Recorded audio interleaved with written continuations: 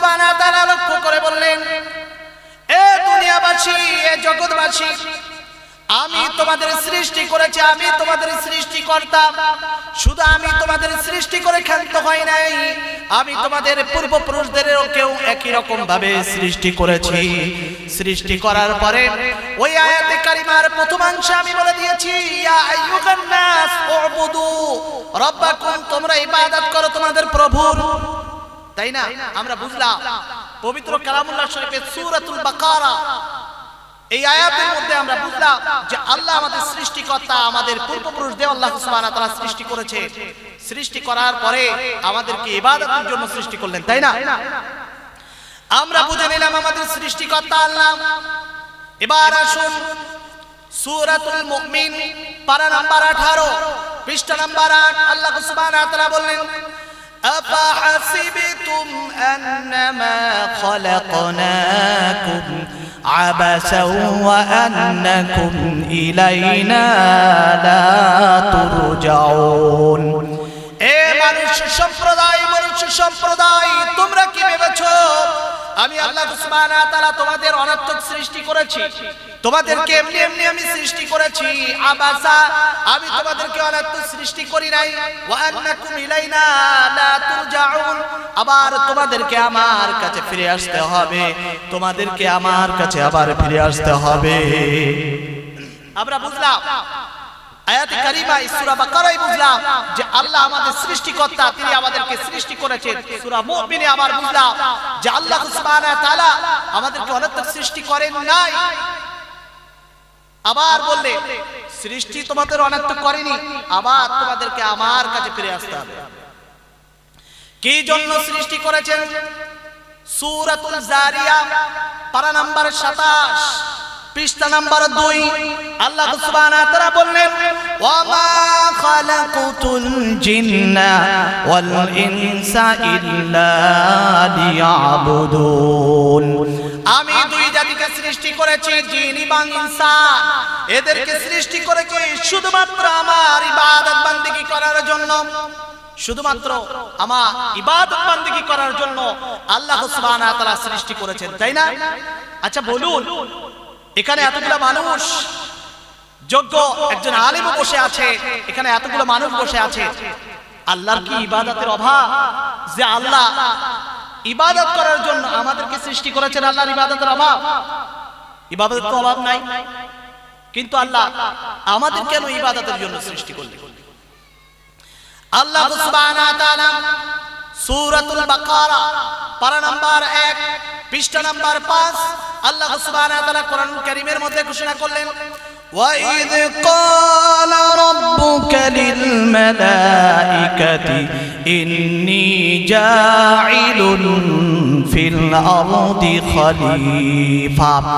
আল্লাহ সুবহানাহু ওয়া তাআলা সমস্ত ফেরেশতাদেরকে ডেকে বললেন, ফেরেশতারা, আমি এই দুনিয়াতে একজন প্রতিনিধিত্ব তৈরি করতে চাই। আমি তোমাদের ইবাদতে সন্তুষ্ট নই, আমি তোমাদের ইবাদতে সন্তুষ্ট নই। আমি আল্লাহ সুবহানাহু ওয়া তাআলা একজন প্রতিনিধিত্ব তৈরি করতে চাই, যার ইবাদতকে আমি আল্লাহ সুবহানাহু ওয়া তাআলা পছন্দ করব। সুবহানাল্লাহ বলবেন না?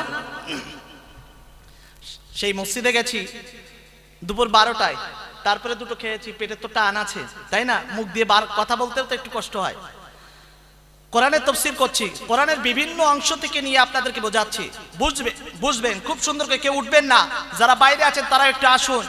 কোরআনের একটি শব্দ পড়লে, একটি আয়াত পড়লে, একটি যদি অক্ষর পড়েন 10টা নেকি, যদি তাফসীর সহ পড়েন 70টা করে নেকি, পূর্ণাঙ্গ যদি আয়াত পড়েন আর অনেক সওয়াব আল্লাহ সুবহানাহু ওয়া তাআলা দেবেন।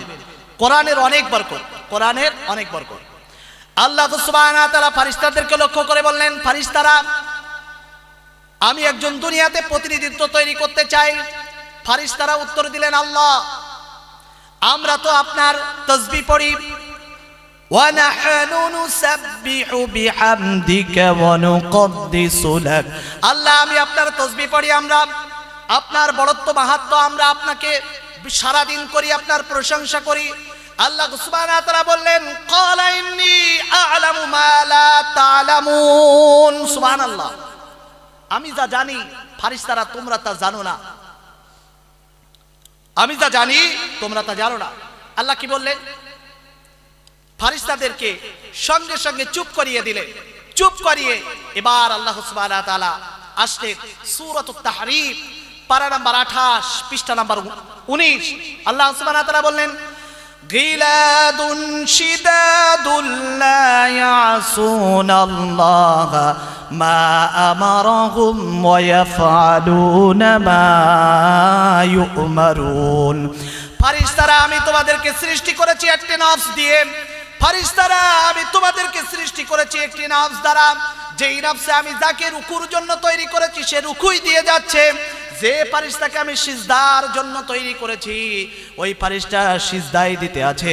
যে ফারিস্তাকে আমি আল্লাহ সুবহানাহু ওয়া তাআলা যে কাজের জন্য তৈরি করেছি সেই ফারিস্তা সেই কাজ করছে, এর বাইরে ফারিস্তারা করতে পারবে না। ফারিস্তাদের একটি নফস, নফসটা কি?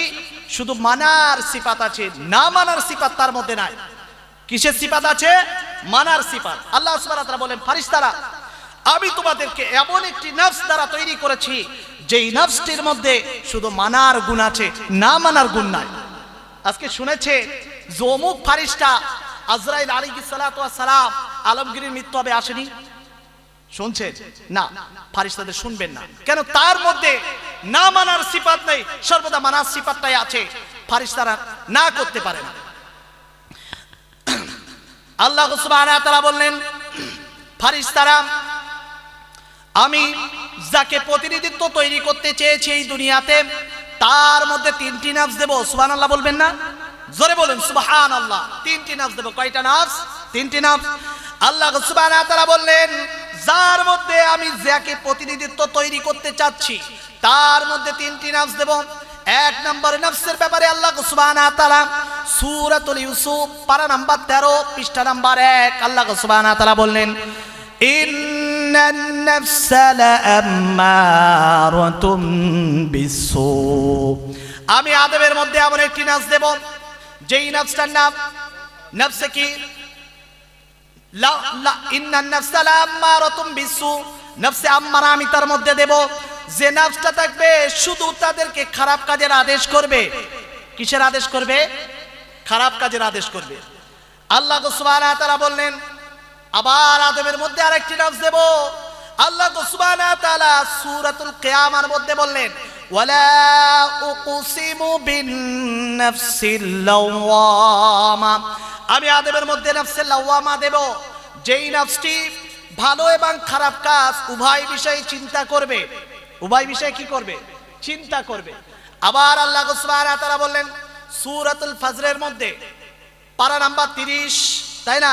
পারা নাম্বার 30 সূরাতুল নাম সূরা ফজর পৃষ্ঠা নাম্বার 12 অথবা 13 এর মধ্যে আল্লাহ সুবহানাহু ওয়া তাআলা বললেন ইয়া আইয়াতুহান নাফসুল মুতমাইন্না। আমি আদমের মধ্যে আরেকটি নফস দিলাম নফসে মুতমাইন্না। নফসে মুতমাইন্না যেই নফসটি সর্বদা ভালো কাজের আদেশ করে। তাহলে কয়টা নফস হলো? তিনটা। জোরে বলুন কয়টা নফস? আম্মারা, লাওয়ামা আর মুতমাইন্না। আর ফারিস্তার মধ্যে কি বললেন? মালাইকাতুন গিলাদ শিদাদুল লা ইয়াসুনাল্লাহ মা আমারাহুম ওয়া ইয়াফআলুনা মা ইউমারুন। আমি তোমার মধ্যে যে নফসটি দিলাম এই নফসটি শুধু মানার সিফাতকেই মানে, না মানার সিফাত তো তোমরা জানো না। আমি যা জানি তোমরা তা জানো না। আল্লাহ সুবহানাহু ওয়া তাআলা বললেন ফারিস্তারা আদমের মধ্যে তিনটি নফস আমি আল্লাহ সুবহানাহু ওয়া তাআলা যখন দিলাম, যখন মসজিদের মাইকে আযান হয়, মুয়াজ্জিন সাহেব আযান দিল হাইয়া আলাস সালাহ, নামাজের দিকে এসো। আমার বান্দা তখন তড়িঘড়ি ওযু করে আর দেরি করে না। বান্দা তখন মনে মনে চিন্তা করে আমার মসজিদে যাইতে হবে, আমার নামাজ পড়তে হবে, নামাজটা আল্লাহর হুকুম। তখন আল্লাহ সুবহানাহু ওয়া তাআলা ফেরেশতাদেরকে ডাকে, ও ফেরেশতারা তোমরা বলেছিলে এদেরকে সৃষ্টি করো না, যদি তোমরা সৃষ্টি করো এরা কি করবে? মাইফসিদু ওয়া ইয়াসফিকুদ দিমা। তারা কি করবে? দুনিয়াতে ফাসাদ করবে, হিংসা করবে, রক্তারক্তি করবে। ফেরেশতারা দেখো আমার বান্দা আমরা তোমার ইবাদতে খুশি হই নাই আমি আল্লাহ। আমার বান্দা নামাজ পড়ে হাইয়া আলাস সালাহ যখন মসজিদে যায় বান্দা সমস্ত কাজ ফেলে দেয়, মসজিদে দৌড়াই, বান্দা গান সিনেমা বাদ দিয়ে সুন্দর মাহফিলে আসে, কোরআনের পথে আসে, হাদিসের পথে আসে। আমি আল্লাহ বান্দার এই ইবাদতে খুশি হলাম, কারণ বান্দাকে আমি তিনটা নফস দিয়ে তৈরি করেছি, একটা নয়। কয়টা নফস? তিনটা নফস দিয়ে আল্লাহ সুবহানাহু ওয়া তাআলা বান্দাকে তৈরি করেছেন, তিনটা নফস দিয়ে।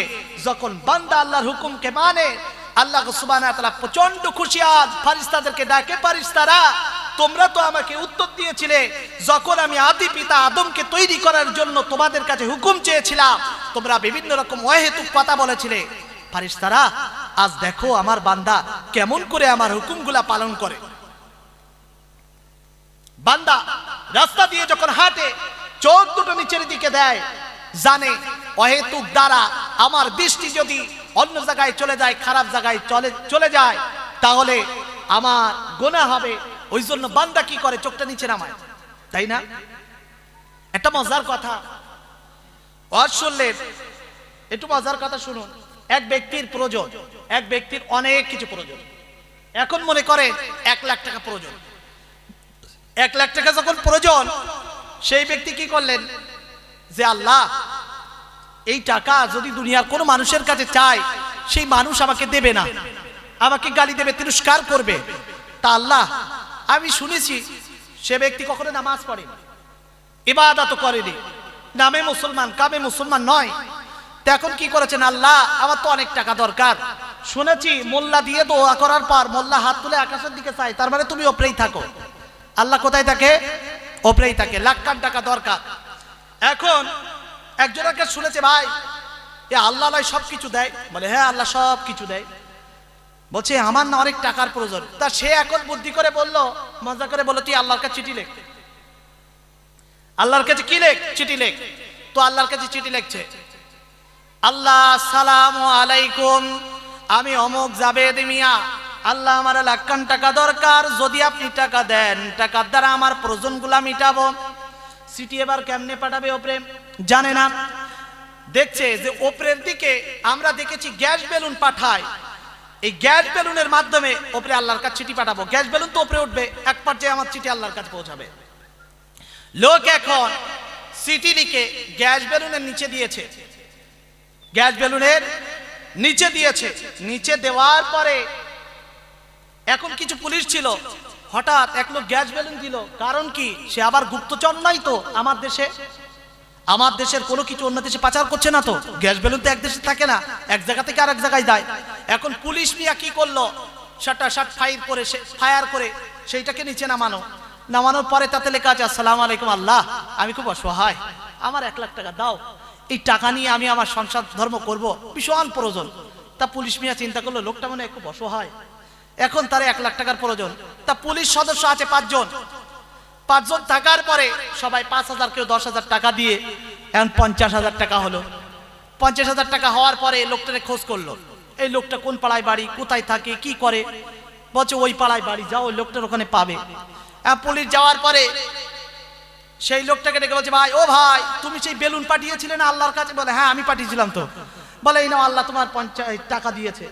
আল্লাহ তোমার কি দিয়েছে? টাকা দিয়েছে। গুনে দেখে 50,000 টাকা। ক টাকা? হাত তুলে বলে, বানলাম টাকা দিলে কিন্তু পুলিশের কাছে কেন দিলে? এই টাকা সরাসরি আমারে কেন দিলে না? এই পুলিশ 50,000 টাকা মেরে দিল, আমি তো চেয়েছিলাম 1 লাখ টাকা। পুলিশ তো আর 50,000 টাকা মেরে দিয়েছে, পুলিশ আর 50,000 টাকা মেরে দিয়েছে। আসলে টাকাটা দিয়েছে কে? আসলে টাকাটা দিয়েছে কে? পুলিশ। আরে পুলিশ বেচারি চিন্তা করছে এত গরিব মানুষ, কাজেই আমরা সবাই সহযোগিতা করে এরে দেই। এ সিটি কোথায় যাবে তার ঠিক নেই। 50,000 টাকা দিয়েছে, দেওয়ার পরে বলছে এইটাও তোমার আল্লাহ টাকা দিয়েছে। তো আল্লাহর কাছে হাত তুলে বলে, আল্লাহ টাকা দিলে পুলিশের কাছে কেন দিলে? এ তো আর 50,000 টাকা খেয়ে নিয়েছে। আমাদের দিমাগ পরিবর্তন করতে হবে, আমাদের মানসিকতা পরিবর্তন করতে হবে, দ্বীন ও শরিয়াতের রাস্তাকে ধরে রাখতে হবে, আঁকড়ে ধরতে হবে, নবীর তরিকা অনুযায়ী চলার চেষ্টা করতে হবে। তাহলে সঠিক রাস্তা আমরা পাবো, সঠিক রাস্তা আমরা পাবো। আমরা অনেকে দেখেছি নামাজ পড়ে কোন রকম ভাবে মোল্লাকে ধরে বলে, আমি তো এক জায়গার মসজিদের ইমাম, আমি এক জায়গায় যাই না, অনেক জায়গায় এখন যাই। এখন তো পেটে ক্ষুধা, ওই জন্য মুখ দিয়ে কথা বাড়াতে কষ্ট হয়। আমি অনেক জায়গায় জলসাও করতে গেছি, অনেকে বলে হুজুর ওই সওয়াল জবাবটা আমাকে শিখান, মান রব্বুকা মান দীনুকা মান নাবিয়ুকা, আমার রবকে, ধর্ম কি, দিন কি, আমাকে শিখাও। আমার মৃত্যুর পরে যখন মুনকার আর নাকির দুইজন ফেরেশতা আসবে, আমাকে বলবে আসসালামু আলাইকা ইয়া আহলাল কবর, হে কবরবাসী, মান রব্বুকা, তোমার নবীকে। আমি যদি তখন বলি রে ভাই আমি তো শিখিনি মৌল সাহেবের কাছ থেকে, তা কিভাবে আমি তোমার মুনকার নাকির সওয়ালের জবাব দেব? ভাইজান শেখা লাগবে না, আমল করার প্রয়োজন নাই। নামাজ কালামটা সঠিকভাবে শিখুন, দেখবেন আপনি কবরে যাবার পরে মুনকার আর নাকির দুইজন চাঁদের মতো ফেরেশতা এসে আপনাকে সালাম দেবে। জিগাইলে পরে আসসালামু আলাইকুম, আপনার সালাম দেওয়া শেষ, আপনি বলবেন খোকা প্রভাতে সূর্য উঠলো, সূর্য উপরে উঠে যাচ্ছে, ফজরের ওয়াক্ত কাজা হয়ে যাবে, তাড়াতাড়ি পানি এনে দাও, আমি ফজরের নামাজটা আদায় করব। আল্লাহ খুশি হয়ে ফেরেশতার দ্বারা আপনার কবরে মনি মুক্তা দিয়ে ভরিয়ে দেবেন। সুবহানাল্লাহ। ওই জন্য ভাই কোরআনের তরিকা ধরতে হবে। আল্লাহ সুবহানাহু ওয়া তাআলা ওই শিকরকুন্তাল কোরআন দিলেন। এই সূরা বাকারা পারা নাম্বার 1 পৃষ্ঠা নাম্বার 1 প্রথমে বলে দিলেন যালিকাল কিতাবু লা রাইবা ফি হুদাল লিল মুত্তাকিন, এমন একটি কিতাব যেই কিতাবে আগা থেকে শেষ পর্যন্ত কোনো ভুল পাবে না, এর মধ্যে কোনো ভুল নাই, যত পড়বেন তত মজা, যত পড়বেন তত মজা। যারা এই কোরআনের বিরোধিতা করতে গেছে, যারা কোরআনের ভুল খুঁজতে গেছে, যারা কোরআনের ভুল খুঁজতে যাওয়ার পরে আল্লাহ তাদের এমন কোরআনী মানুষ বানিয়ে দিয়েছে, তারা মুসলমান হয়ে গেছে। বলুন তো দেখি, সর্বপ্রথম এই কোরআনের তাফসীর করেন বাংলায় কে তাফসীর করেন? গিরিশচন্দ্র সেন। গিরিশচন্দ্র সেন। আচ্ছা গিরিশচন্দ্র সেন মুসলিম না অমুসলিম? জোরে বলুন। তিনি একজন অমুসলিম ব্যক্তি হয়ে পবিত্র কালামুল্লাহ শরীফের প্রথম বাংলায় তিনি মানে তৈরি করেন। আফসোস তিনি আর কবরে যাননি, জায়গায় গেছেন। তিনি আর কবরে যাননি, জায়গায় গেছে, আল্লাহ ভালো জানে। কিন্তু গিরিশচন্দ্র সেন কোরআন যখন তাফসীর তিনি তৈরি করেছেন, এতটাই কোরআনের ছাত্র ছিল, কোরআন এতটা পড়েছেন, এতটা কোরআন আয়ত্ত করেছে, তারপরে কোরআনটা লিখতে মানে তৈরি করতে সক্ষম হয়েছে। আমার ক্ষমতা নেই, আমার আপনার ক্ষমতা নেই, আমরা মিয়া কোরআনই পড়তেই পারি না। একজন হিন্দু মানুষ হয়ে কোরআনের তাফসীর করে আমাদের কাছে দিয়েছেন, সেই বাংলা তাফসীর এখন আমরা পড়ি। দুঃখ আমাদের, আফসোস আমাদের। কয়েকদিন আগে সুইডেনে কোরআনকে জ্বালিয়ে দেওয়ার জন্য একদল নাস্তিকবাদী, যারা গুস্তাখে রাসূল রাসূলুল্লাহ সাল্লাল্লাহু আলাইহি ওয়াসাল্লামের সঙ্গে দুশমনি করেছে, এমন বেঈমান বেদুইন কাফেররা একত্রিত হয়ে কোরআনকে জ্বালিয়ে দেওয়ার জন্য রাস্তায় দাঁড়িয়েছে। সেখানকার মুজাহিদ ভাইরা বুকের রক্তকে তারা ভয় করেনি, নিজের জানের পরোয়া করেনি। ফেসবুক ঘেটবেন, ইউটিউব ঘেটবেন, সব জায়গাতে তাদের ভিডিও সোশ্যাল মিডিয়াতে এখন ভাইরাল। এক ব্যক্তি এসে এমন জোরে তার আঘাত করে, চোখটা কানা হয়ে যায়। তুমি আমার আল্লাহর কোরআনের বিরোধিতা করবা, আমি মুসলিম হয়ে কলিজায় রক্ত থাকা অবস্থায় আমার কলিজায় রক্ত খরণ হয়, আমি আমার কোরআনকে জ্বালিয়ে দিতে দেব না, আমি আমার কোরআনকে বিরোধিতা করতে দেব না। আমি আমার রাসূলকে এত ভালোবাসি যে রাসূল কারীম সাল্লাল্লাহু আলাইহি ওয়াসাল্লাম যখন কোরআন অবতীর্ণ হলো, ইকরা, আল্লাহ রাসূল আপনি পড়ুন, কত আবু জেহেল, কত উতবা, কত সাইবা, কত মানুষ, কত বিদুইন যারা কোরআনের বিরোধিতা করেছেন, কিন্তু আবার রাসূল কারীম সাল্লাল্লাহু আলাইহি ওয়াসাল্লাম যখন কোরআন পড়তেন ঘরের মধ্যে, এই সমস্ত বড় বড় কাফেররা কোরআন শোনার জন্য ঘরের কোণে কান লাগিয়ে দিতেন। সুবহানাল্লাহ। তুমি আমার রাসূলের বিরোধিতা করবা, আমার কোরআনের বিরোধিতা করবা, আমার ঈমান থাকা অবস্থায়, আমার কলিজায় জান থাকা অবস্থায় আমি আমার কোরআনের বিরোধিতা করতে দেব না। এই কোরআনের চিন্তা করেছিল আল্লাহ রাসূল সাল্লাল্লাহু তাআলা আলাইহি ওয়াসাল্লাম 1400 থেকে অথবা 1500 বছর আগে। আরব উপত্যকা, জাজিরাতুল আরব, এই আরব দেশ আছে, পৃথিবীর কোনো মানুষ জানতো না এইটা আরব ভূমি, এইটা আরব ভূমি, এইটা মক্কা এবং মদিনা, এইটা তায়েফ, এইটা দাম্মাম, এইটা অমুক শহর, এইটা রিয়াদ, এটা আরব এত সমৃদ্ধশালী দেশ কেউ জানতো না, শুধু আরব দেশকে তারা চিনতো, যেখানে হয়তো নাচ গান, যেখানে বসতো জুয়ার আসর, যেখানে খুনাখুনি রক্তারক্তি, যেখানে হাইনার মতো মানুষ মানুষের সাথে ব্যবহার করত, সেখানকার লোকেরা এটাই করত। সমগ্র পৃথিবী আরবকে এইভাবে চিনত, কেউ শান্তির আরব নবীর দেশ বলে কেউ চিনত না। এই জাজিরাতুল আরবে আল্লাহ সুবহানাহু ওয়া তাআলা এমন একজন নবী পাঠালেন, খাতামান নবিয়্যিন, চিৎকার দিয়ে বলেন আল্লাহু আকবার।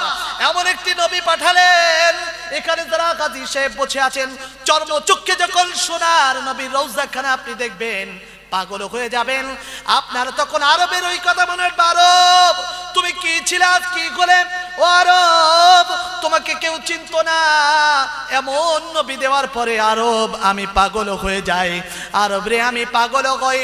ধন্য তুমি, ধন্য তোমার মাটি, ধন্য তোমার দেশের লোক, যারা সর্বদা নবীর সুগন্ধ পায়, নবীর মহব্বত পায়, যারা নবীর ভালোবাসা সর্বদা পায়। আমরা পাই না, আমরা পাই না।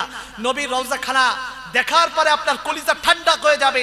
নবীর রওজায় যখন ঢুকবেন, আসসালাতু ওয়াসসালামু আলাইকা ইয়া রাসূলুল্লাহ, আসসালাতু ওয়াসসালামু আলাইকা ইয়া হাবিবাল্লাহ, ইয়া রাহমাতাল লিল আলামিন, যখন আপনি বলবেন, যে খুশবু আপনার নাকে লাগবে, আপনি বুঝতে পারবেন রাহমাতাল লিল আলামিনের খুশবু ছাড়া আর কারোর খুশবু হয় রাহমাতাল লিল আলামিনের খুশবু।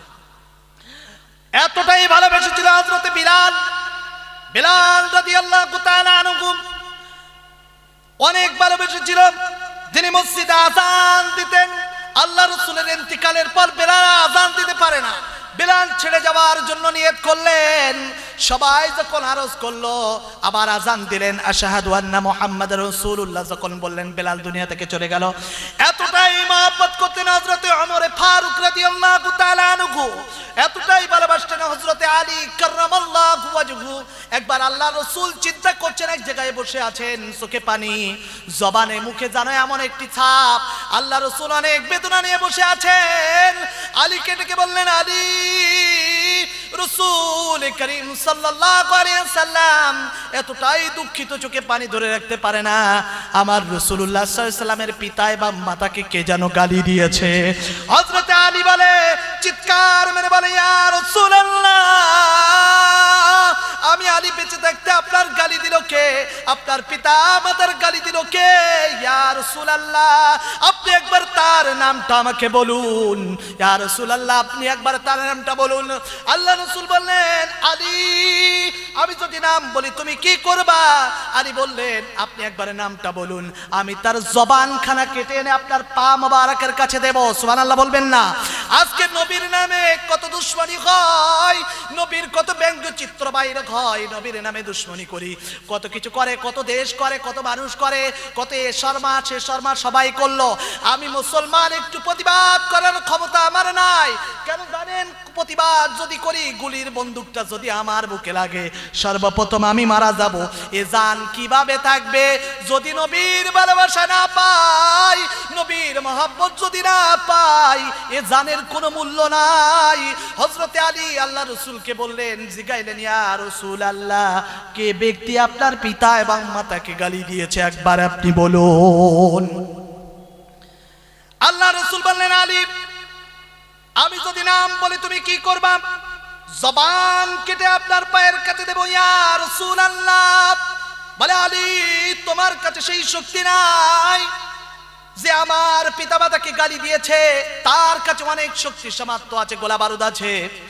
আলী বললেন, আল্লাহ রাসূল আলীকে বললেন, আলী, তোমার কাছে তো কিছু নাই, তুমি কিভাবে লড়বা? আলী চিৎকার দিয়ে বলেন, ইয়া রাসূলুল্লাহ,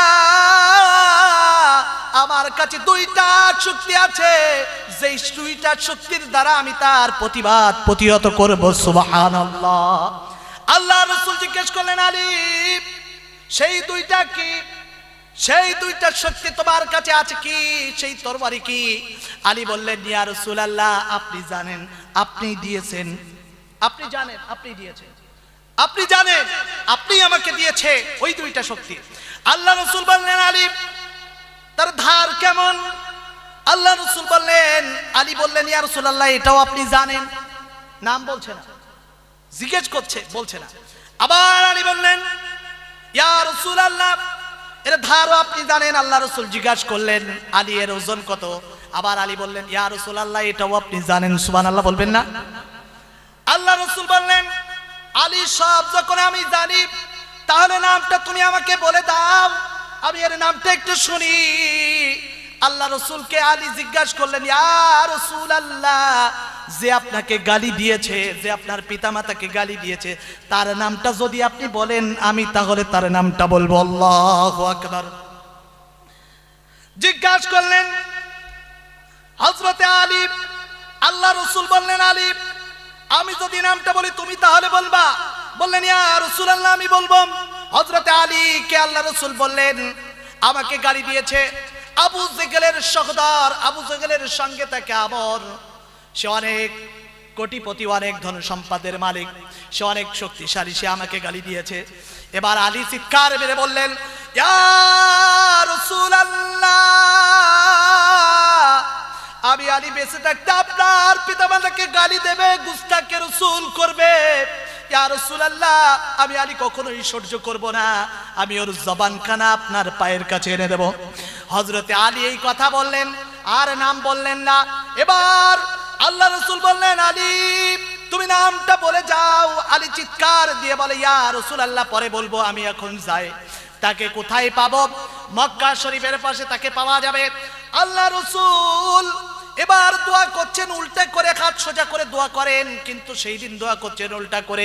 হযরতে আলী আল্লাহ রাসূলের হাত মোবারকের দিকে তাকালেন, তাকিয়ে বললেন, হয়তো আমি আলী তার সাথে যুদ্ধ করার জন্য আমি যাব। সে আমার রাসূলের পিতাকে গালি দিয়েছে, মাতাকে গালি দিয়েছে।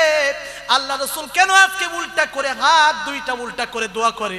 না জানি আলীর হয়তো সময় শেষ হয়ে গেছে। আল্লাহ রাসূলের কাছে আলী আসলেন, ইয়া রাসূলুল্লাহ,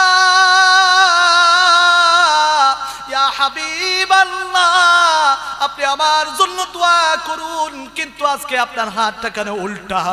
বললেন, আলী রে, তুমি যে আমরের কাছে যাচ্ছ, এই আমর অনেক ভয়ঙ্কর, না জানি তোমাকে শহীদ করে দেয় কিনা। এই জন্য আমি রাসূলুল্লাহ সাল্লাল্লাহু আলাইহি ওয়াসাল্লাম তোমাকে কাছে আসার জন্য এই হাত দুটো আমি এইভাবে দোয়া করি। এবার আলী কাররামাল্লাহু ওয়াজহাহু আল্লাহ রাসূলের কাছে হুকুম নিয়ে আমরের কাছে গেলেন। যাবার পরে নিচে দাঁড়িয়ে আমরকে চিৎকার দিয়ে বলে, এই তুই কোথায় আছিস? নিচে নাম। আমর বলে, তুমি তো আমার বন্ধুর বেটা, তুমি আমার বন্ধুর বেটা, তোমার সাথে আমি সন্ধি চুক্তি করতে চাই। দুইজন একসাথে মিলে মুহাম্মদ সাল্লাল্লাহু আলাইহি ওয়াসাল্লামের সঙ্গে দুশমনি করব, মুহাম্মদকে দুনিয়া থেকে সরিয়ে দেওয়ার চিন্তা ভাবনা করব। আমর হযরতে আলী নিচে দাঁড়িয়ে আছে। এই বেটা, এই কথা পরে হবে, নিচে না, তুই নিচে নাম। আমর বলে, এই আলী, তুমি কি বলতে চাও? খোলা করি বলো। হযরতে আলী কাররামাল্লাহু ওয়াজহাহু আমরকে দেখে বলে, আমর, তুমি আমার রাসূলের পিতাকে গালি দিয়েছো, মাতাকে গালি দিয়েছো, আমি আলী সহ্য করব না, তোমার সঙ্গে লড়াই করব, আর তোমাকে কালেমা তাইয়্যিবার দাওয়াত দেওয়ার জন্য আমি প্রস্তুত আছি, বাধ্য করব। হযরতে আলী আমরকে নিচে ডাকলেন, ডেকে বললেন, আমর, তুমি কালেমা তাইয়্যিবা গ্রহণ করো, ক্ষমা চাও, নবী সাল্লাল্লাহু তাআলা আলাইহি ওয়াসাল্লামের কাছে চলো, ক্ষমা চেয়ে কালেমা তাইয়্যিবা পড়ো, জান্নাতের রাস্তা আঁকড়ে ধরো, নবীর দেওয়ানা হয়ে যাও, তাহলে আমি তোমাকে মাফ করব। আমর বললেন, এইটা কখনো হবে না, আমি তোমার সাথে যুদ্ধ করব। কিন্তু হযরতে আলী বললেন, তুমি যদি যুদ্ধ করো, আমি তোমার সাথে প্রতিহত করব, আমি তোমার সাথে প্রতিহত করব। মুসলমান কাউকে আক্রমণ করে না। আমর বললেন, আমি তোমার সাথে লড়াই করব। আলী বললেন, লড়াই যখন করবা, তুমি আমাকে আগে মারো, পরে আমি তোমাকে মারব, চুক্তি হলো। এবার আমর বললেন, আলী, তুমি আমাকে প্রথম মারো। আলী বললেন, আমার নবী কখনো এই শিক্ষা দেয় না। সুবহানাল্লাহ বলবেন না? আল্লাহর নবী আমাকে কখনো এই শিক্ষা দেয়নি। আল্লাহর নবী বলেছেন, কখনো তোমরা অন্যকে আঘাত করবা না, অন্যকে কষ্ট দেবে না, অন্যকে তাকলীফ দেবে না।